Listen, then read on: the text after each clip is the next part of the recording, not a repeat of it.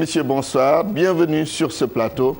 Et nous avons l'immense plaisir de recevoir Monsieur Papa Mademba Ndao. C'est le directeur des PME au ministère du Commerce.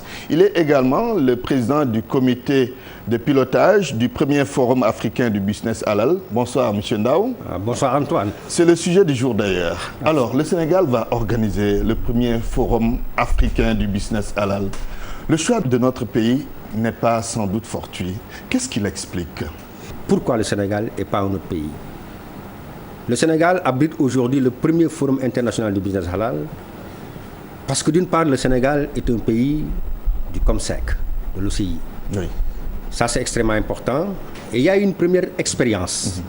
Il y a 3 ans de cela, en 1993, avec le Salon international du business musulman qui a organisé le premier salon sur le business halal à Dakar, en partenariat avec le CIDC, qui est le Centre international de commerce qui dépend de l'OCI et qui est basé à Casablanca. Tout à fait. Et lors d'une des sessions du COMSEC, il a été décidé d'un point de vue stratégique de mettre l'accent sur le business halal pour booster un peu les accords, les partenariats et le commerce entre les pays membres de l'OCI. Justement, nous reviendrons sur cet aspect bien précis.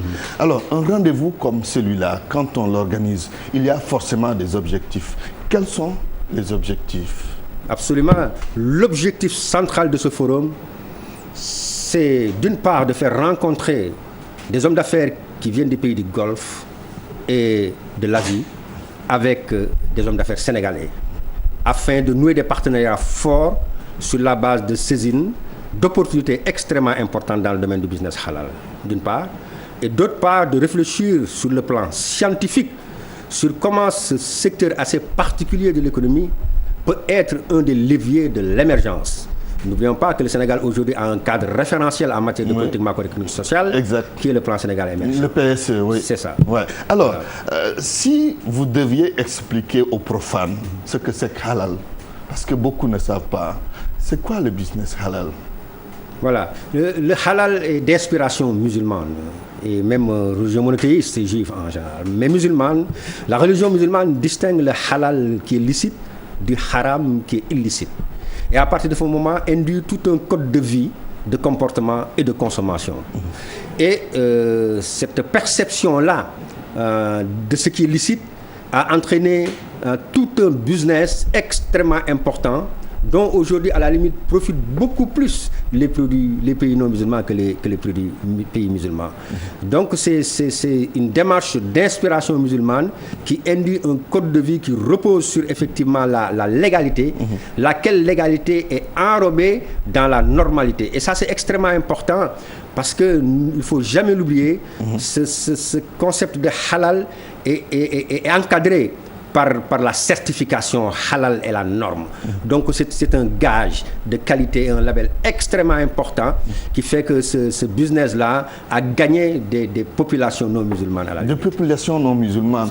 Ce rendez-vous, il est sans doute commercial, mais je vois dans le programme qu'il y a également des cadres de réflexion. Pourquoi vous voulez greffer des réflexions à un rendez-vous d'affaires comme celui-là? C'est ça, comme je l'ai dit tantôt, l'objectif était double. Parce que d'abord, il fallait un espace commercial pour faire rencontrer des gens qui viennent du Golfe et de l'Asie pour saisir des opportunités aujourd'hui en Afrique. N'oublions jamais que sur le plan macroéconomique, aujourd'hui, l'Afrique est l'un des rares espaces économiques qui offre une possibilité de croissance de l'ordre de 2 chiffres. Et n'oublions jamais que le Sénégal aussi a une position géostratégique extrêmement importante dans cette Afrique-là, c'est la porte.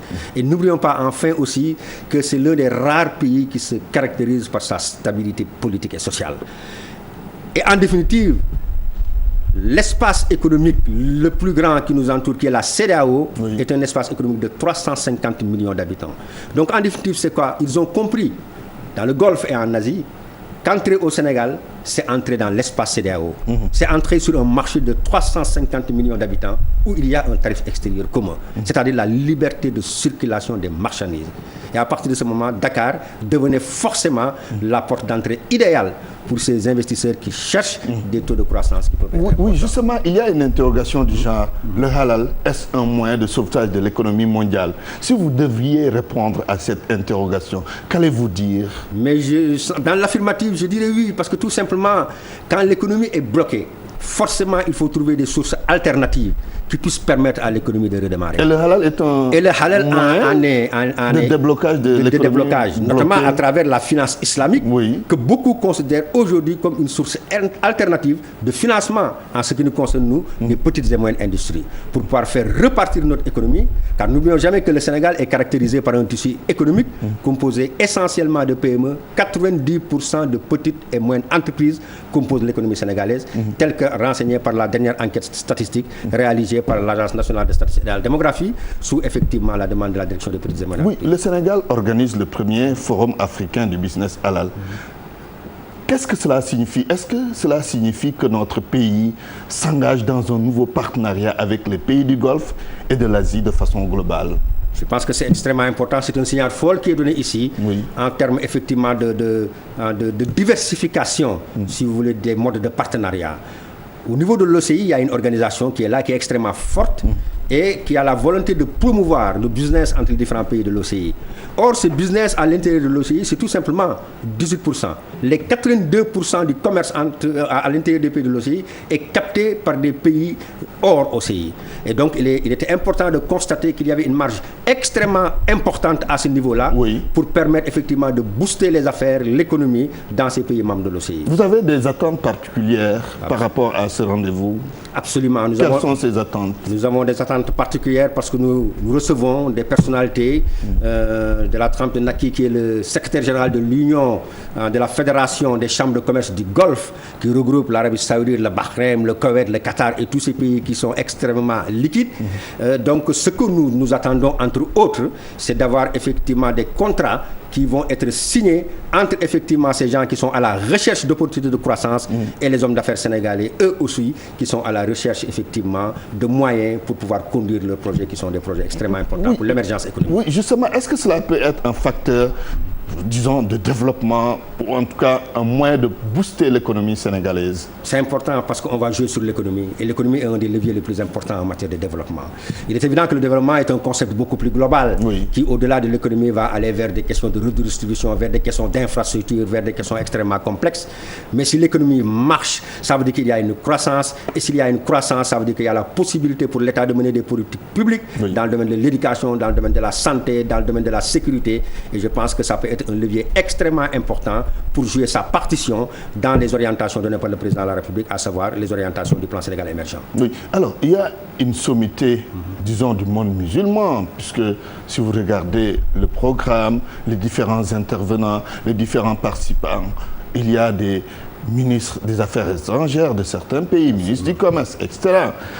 Est-ce que cela voudrait dire que ce rendez-vous est définitivement inscrit par ailleurs dans l'agenda du ministère du Commerce? Absolument, c'est un rendez-vous qui est extrêmement important, qui va être inscrit dans l'agenda du ministère du Commerce, d'une part, et d'autre part avec les partenaires techniques qui nous ont accompagnés dans l'organisation de ce forum, le SIBM, le Salon international du business musulman, qui prévoit dès l'année prochaine d'aller l'organiser, notamment à Abidjan. C'est le pays qui a été ciblé, parce que tout est organisé aussi au niveau de l'OCI, et c'est au niveau effectivement du sommet des COMSEC qu'un pays se présente pour pouvoir organiser l'édition. Donc Dakar donne effectivement le coup d'envoi, et les autres pays africains, dans l'espace CEDEAO, vont à leur tour effectivement s'y immiscer et prendre leur part dans l'organisation de ce rendez-vous extrêmement important pour faire se rencontrer les hommes d'affaires des pays du Golfe et de l'Asie et les hommes d'affaires d'Afrique. Il n'y a que les pays de l'OCI qui sont concernés par ce forum? Mais, pas que les pays de l'OCI qui sont concernés. Par exemple, on reçoit une délégation de Halal Bruxelles. Oui. À un moment donné, on pensait que Halal Chili serait là, mais en définitive, il y a eu des contraintes des derniers moments. C'est l'OCI qui est à l'origine de tout cela, mais le business halal aujourd'hui traverse les pays musulmans. Pour vous donner un exemple, aujourd'hui, l'un des plus grands exportateurs de poulet halal, ce n'est pas un pays de l'OCI, c'est le Brésil. Pour montrer à quel point ce business majorité chrétienne, absolument chrétienne, oui, qui exporte aujourd'hui pratiquement le plus dans les pays du Golfe. Donc pour l'anecdote, certains Africains au Brésil parviennent à trouver du travail parce que tout simplement, quand ils se présentent, ils disent qu'ils sont sénégalais et ils sont recrutés dans les abattoirs brésiliens pour tuer les poulets en disant Bismillahirrahmanirrahim. Donc ça veut dire qu'il y a un potentiel extrêmement important. Très bien. En tout cas, je vous remercie.